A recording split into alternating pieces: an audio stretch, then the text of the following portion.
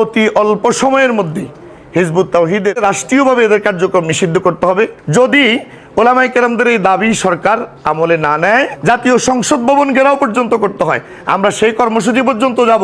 Noakhali Times, দৃষ্টি জুড়ে বাংলাদেশ।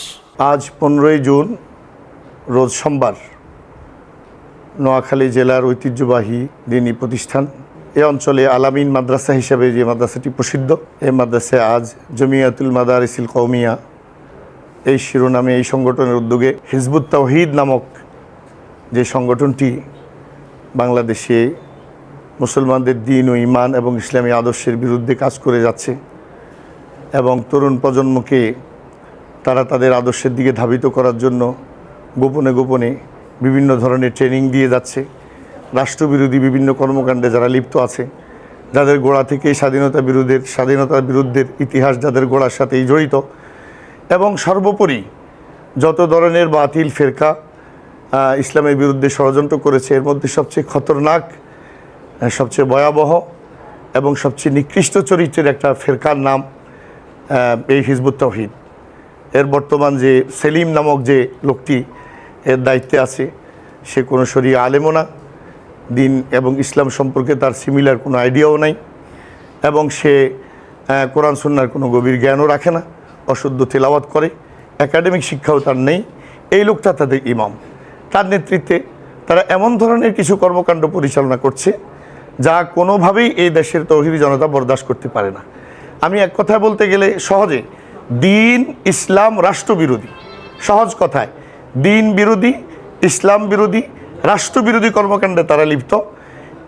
এই সংক্রান্ত দলিল নথিপত্র আমাদের কাছে রয়েছে। 2008 সালে তৎকালীন গভর্নমেন্ট এই সংগঠনটাকে কালো তালিকাভুক্ত করেছে। এখন তাদের কার্যক্রম আরও বিস্তৃত হয়েছে, আরও বিস্তৃত হয়েছে।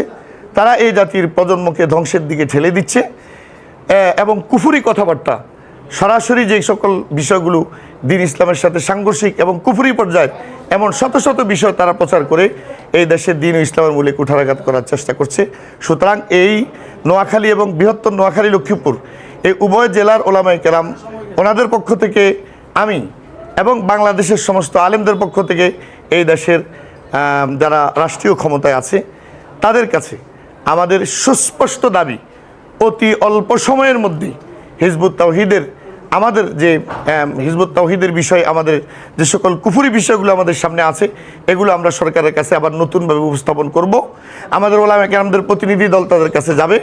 আমরা শান্তিপূর্ণ কর্মসূচির মাধ্যমে দাবি আদায় করতে চাই যে এদেরকে রাষ্ট্রীয়ভাবে এদের কার্যক্রম নিষিদ্ধ করতে হবে এবং কুফুরি যে সকল আকীদাগুলো আছে এগুলো যদি তারা প্রচার করা বন্ধ না করে, তাহলে রাষ্ট্রীয়ভাবে তাদেরকে কাফের ঘোষণা করার জন্য যাবতীয় ব্যবস্থা গ্রহণ করতে হবে। যদি ওলামায়ে কেরামদের এই দাবি সরকার আমলে না নেয় এবং যথাযথ ব্যবস্থা না নেয়, তাহলে পুরা দেশব্যাপী ইনশাআল্লাহ আমরা একদম তৃণমূল পর্যায় থেকে নিয়ে এক সর্বোচ্চ পর্যায়ে পর্যন্ত আমরা আন্দোলন করব। এমনকি সর্বোচ্চ পর্যায় পর্যন্ত যদি রাষ্ট্রীয় ভবনগুলোতেও যেতে হয়, জাতীয় সংসদ ভবন ঘেরাও পর্যন্ত করতে হয়, আমরা সেই কর্মসূচি পর্যন্ত যাব।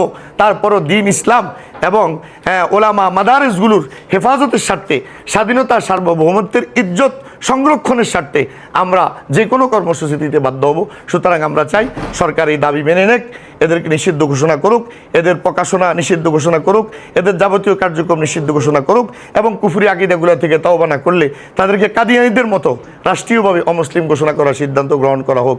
আমরা চাই, আমরা ধারণা করি সরকারের শুভবুদ্ধির উদয় হবে, তারা আমাদের দাবি সহজভাবে মেনে নিবে।